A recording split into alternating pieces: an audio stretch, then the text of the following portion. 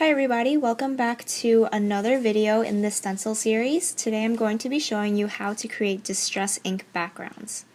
So I'm just going to pull up a few backgrounds that I've already pre-made.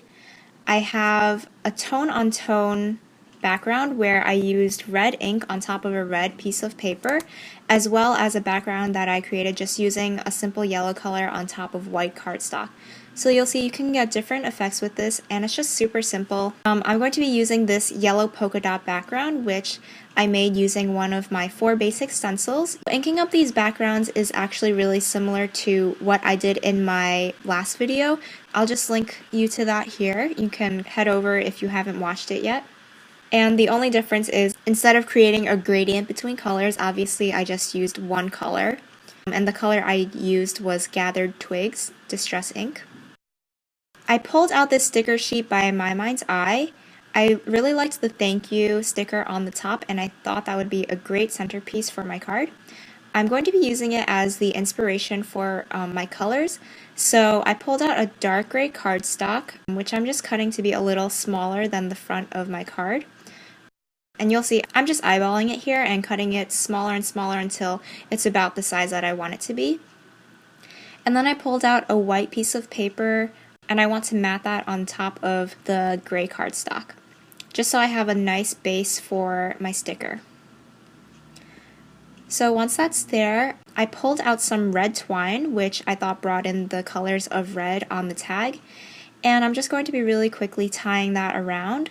I ran it through the tag once, but then also wrapped it around 2 more times so that I have a band of 3 sections of twine, just so that it gives a little bit more presence on the card.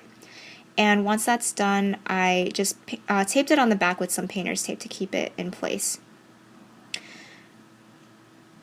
Just to keep it in place more, I brought out some foam squares and cut it into little triangles and placed it on the back.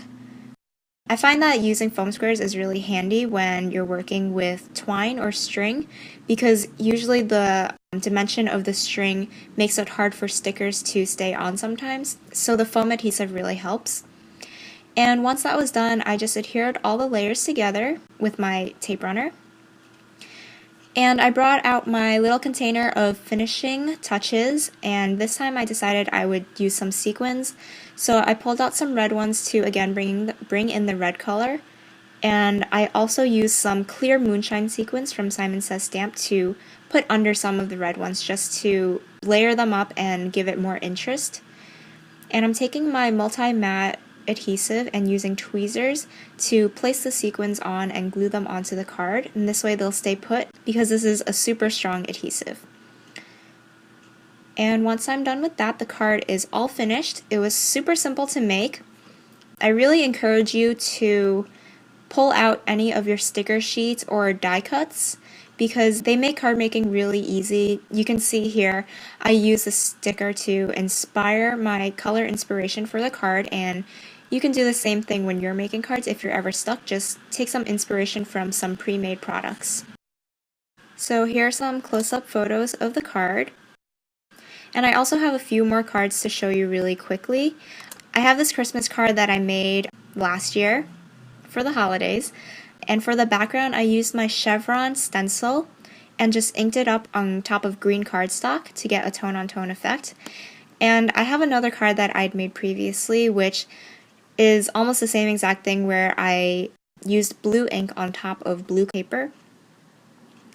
If you're interested in the stencils I used for these cards, you could head over to my website, where I have a set of 4 basic stencils.